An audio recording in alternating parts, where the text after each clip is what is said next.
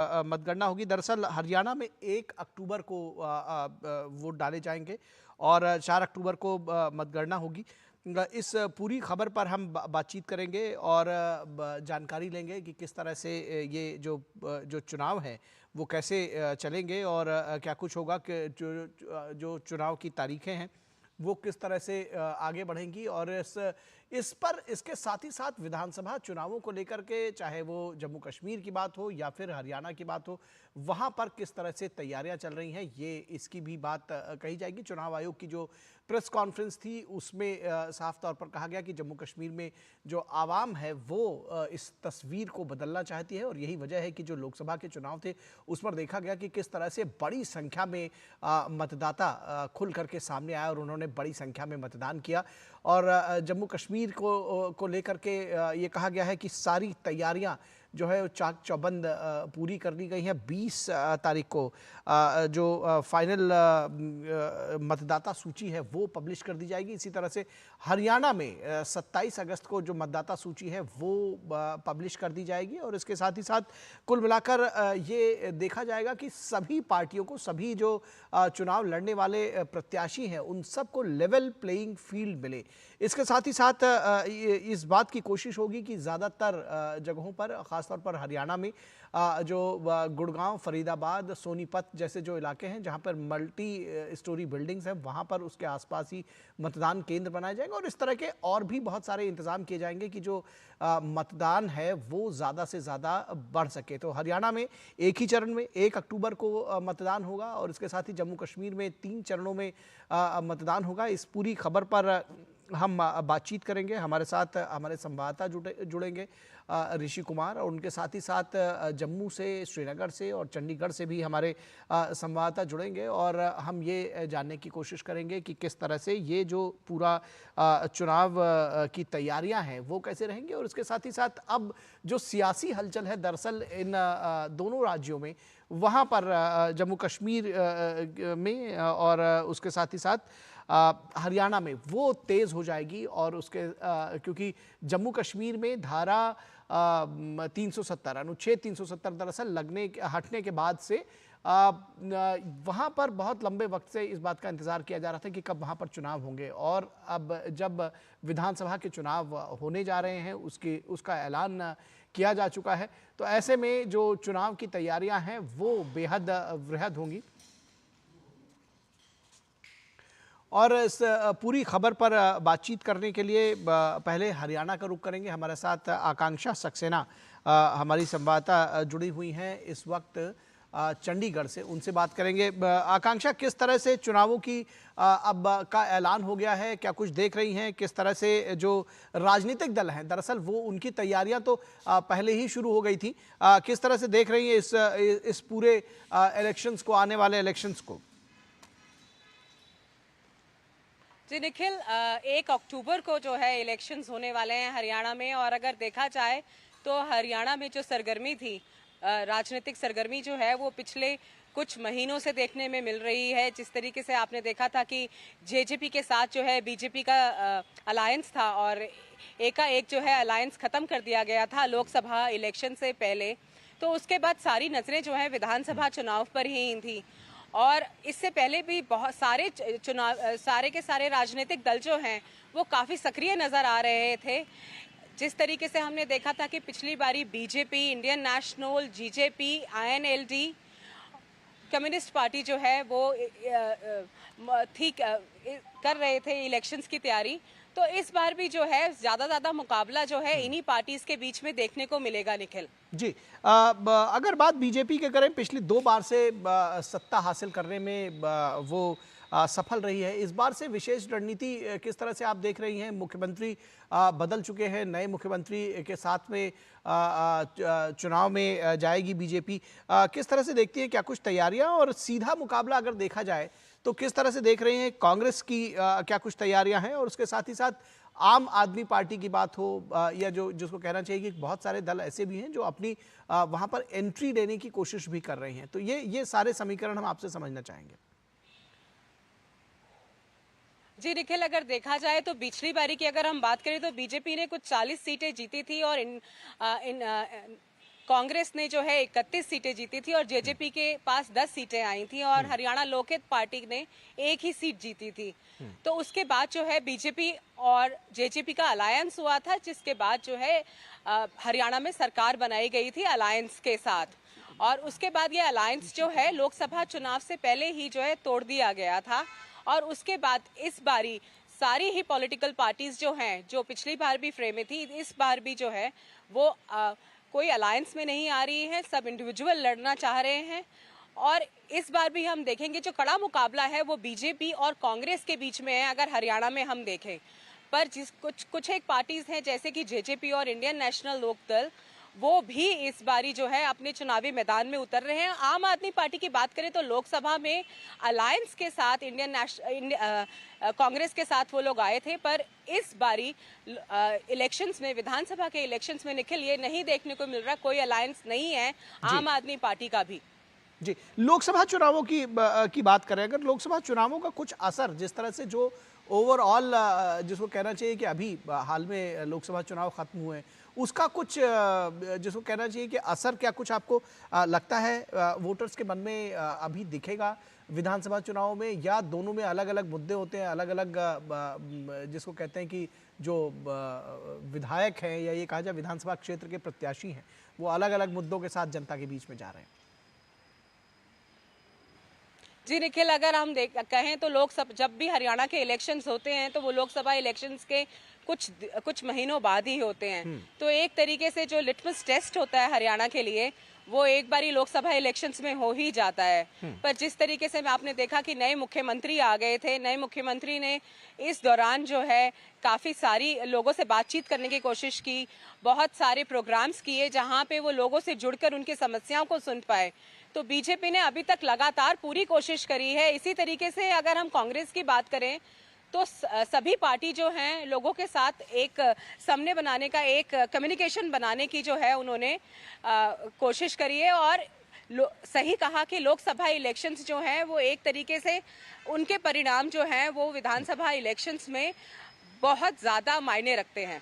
जी, निश्चित तौर पर कांग्रेस और बीजेपी दोनों के लिए ये जो विधानसभा के चुनाव होंगे हरियाणा के, वो बेहद महत्वपूर्ण होने जा रहे हैं दोनों के लिए। जैसा कि आपने कहा कि लोकसभा चुनाव भले ही वो एक लिटमस टेस्ट की तरह रहा हो, लेकिन विधानसभा चुनाव में ज़रूर वो अपनी पूरी ताकत झोंकेंगे। किस तरह से आप देख रहे हैं कि जो आमने सामने की प्रतिद्वंदिता है लोकसभा कांग्रेस और बीजेपी की, उसको कैसे देख रही हैं? क्या समीकरण और गुणागणित दोनों दलों की तरफ से अपनाए जा रहे हैं? क्योंकि विधानसभा चुनाव की तारीखों की घोषणा भले ही अभी हुई है, लेकिन जो तैयारियां हैं वो पहले से जारी हैं। जी, मैंने आपको बताया कि जिस तरीके से अभी इलेक्शंस ही नहीं, लोकसभा इलेक्शंस के बाद से ही विधानसभा इलेक्शंस की तैयारी करती गई थी सभी पार्टियों से, चाहे बीजेपी हो, चाहे कांग्रेस हो, चाहे आम आदमी पार्टी हो, चाहे इंडियन नेशनल लोकदल हो, चाहे जो भी प्रदर्शन रहा हो लोकसभा इलेक्शंस में, पर सभी जो है अपने उम्मीदवार जो है 90 सीटों पे उतारने के लिए तैयार हैं। और आज भी जब सुबह पता चला कि इलेक्शन कमीशन जो है अनाउंस कर सकते हैं डेट्स, तो अलग अलग पार्टियों के नेताओं ने अपना बयान दिए हैं कि वो तैयार हैं। और जहां तक रहा मुकाबले की बात, तो बिल्कुल मैं आपको ये बताना चाहती हूँ कि बीजेपी और कांग्रेस जो है वो आमने सामने है। सबसे ज़्यादा जो एक तरीके से जो सीटों की लड़ाई है वो इन दो पार्टीज में है। पर कहीं ना कहीं इस बार जेजेपी, इंडियन नेशनल लोकदल, आम आदमी पार्टी, वो भी आ गए हैं इस बार। और तो देखना होगा, बहुत दिलचस्प होगा निखिल कि किस तरीके का मुकाबला होगा, क्योंकि ज़्यादा फर्क नहीं था। अगर हम लोकसभा की बात करें तो लोकसभा में भी जो है सीटें जो है एक तरीके से बराबर ही जीती हैं। चाहे बीजेपी ने भी जो है दावा किया था कि वो 10 की 10 सीट जीत जाएंगे, कांग्रेस ने भी करा था दावा, पर फिर भी इस बार अगर हम देखें तो कड़ा मुकाबला होने की, पूरा कड़ा मुकाबला हो सकता है। जी, आप हमारे साथ बनी रहिए आकांक्षा। हम इस वक्त जम्मू का रुख करेंगे, जहां पर विवेक पाठक हमारे साथ जुड़े हुए हैं। विवेक, जम्मू कश्मीर के लिए बेहद महत्वपूर्ण है ये चुनाव, और अनुच्छेद 370 के बाद चूंकि पहली बार ये चुनाव हो रहा है तो बहुत सारे मुद्दे भी इसमें विशेष होंगे और बहुत सारी जो बातें राजनीति जो सियासत है वो भी बहुत विशेष होने जा रही है। किस तरह से देख रहे हैं इन चुनावों को और क्या कुछ तैयारियां राजनीतिक दलों ने की है, क्योंकि चुनावों की घोषणा भले ही आज अभी हो रही है, तैयारियां पहले से ही जारी होंगी। देखिए निखिल, जिस तरह से आपने बताया कि 370 आर्टिकल हटने के बाद जो है ये असेंबली इलेक्शंस फर्स्ट टाइम हो रहे हैं और बहुत साल हो चुके हैं और लोगों का जो एक्साइटमेंट है इलेक्शंस को लेके और एक्सपेक्टेशंस जो हैं वो उतने ही गुना बढ़ चुकी हैं। और लोगों की एक्सपेक्टेशंस जो हैं वेलफेयर को लेके जो है डेवलपमेंट एक मुद्दा है इस बार इलेक्शन में, जो कि बहुत ही जोर शोर से जो है रोल प्ले करने वाला है आने वाले असेंबली इलेक्शंस में। अगर जम्मू कश्मीर की बात करें तो लोकसभा इलेक्शंस में भी आप देख सकते हैं कि जम्मू साइड पे जो 2 लोकसभा की सीट्स थी वो बीजेपी ने जीती थी और कहीं ना कहीं जो है एक वोट शेयर बाकी पार्टीज का भी इंक्रीज हुआ है।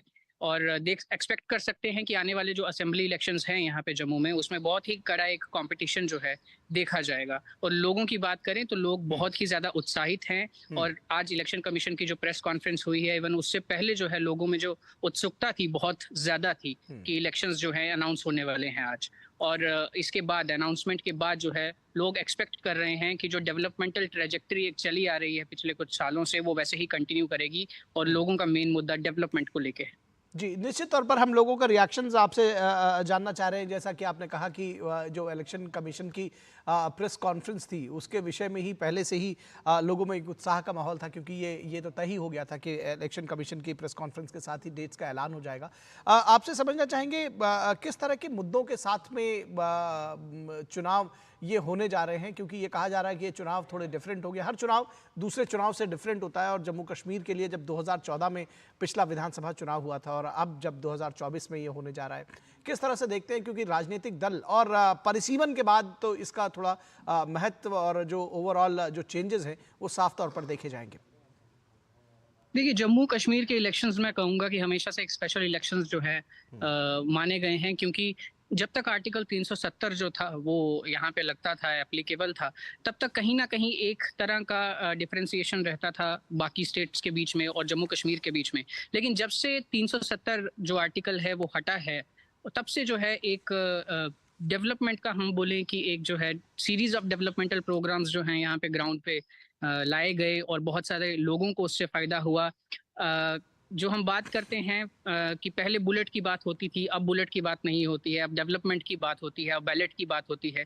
तो कहीं ना कहीं जम्मू कश्मीर के जो इलेक्शंस हैं वो बाकी जो स्टेट्स हैं बाकी राज्य हैं उनसे कहीं ना कहीं अलग रहेंगे और यहाँ पे जो लोगों की उत्सुकता होगी और लोगों की जो एक्सपेक्टेशंस होंगी और यहाँ पे जो लोगों के पॉइंट्स रहेंगे कि वो किस किस बेसिस पे जो है वोट करेंगे वो डिफरेंट होने वाले हैं, जिसमें डेवलपमेंट रहेगा, इंक्रीज्ड टूरिज्म रहेगा और जितनी भी योजनाएं जो हैं वो कितनी एप्लीकेबल हुई हैं, उनका क्या इफेक्ट पड़ा है लोगों के ऊपर, लोगों को कितना उससे फायदा हुआ है, ये सारे फैक्टर्स कहीं ना कहीं एक मेजर रोल प्ले करेंगे आने वाले असेंबली इलेक्शंस में। एक बात और समझना चाहेंगे, परिसीमन के बाद ये चुनाव हो रहे हैं, 87 सीटें थी पहले, अब 90 हो गई हैं। किस तरह से कोई फोकस आपको शिफ्ट होता हुआ दिख रहा है? किस तरह से ये जो परिसीमन का जो ओवरऑल असर है वो कैसे देख रहे हैं इन चुनावों पे?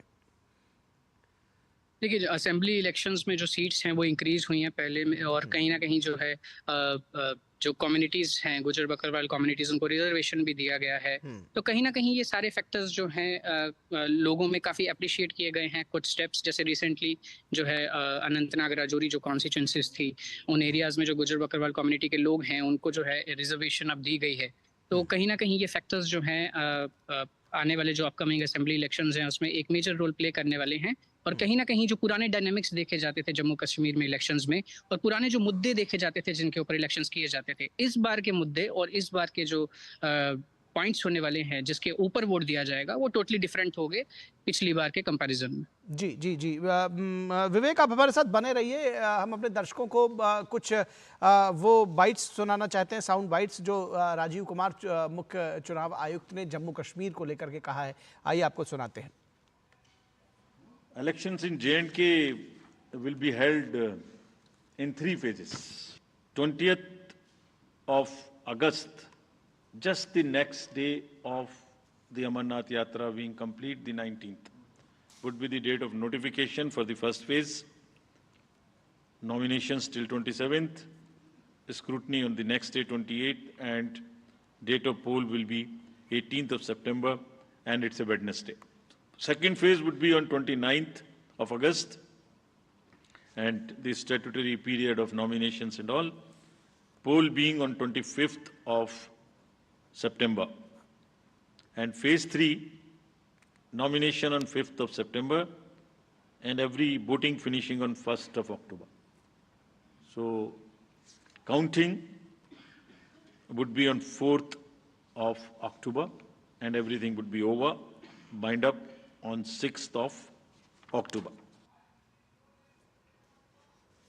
J&K में टोटल 87.09 लाख इलेक्टर्स होंगे, जिसमें लगभग ऑलमोस्ट इक्वल 44.46 लाख मेल और 42.62 लाख फीमेल वोटर्स होंगे।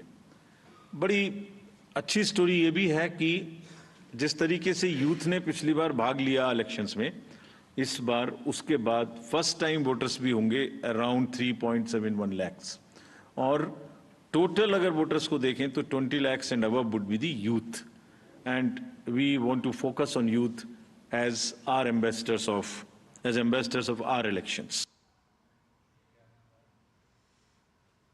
और एक बार रुक करेंगे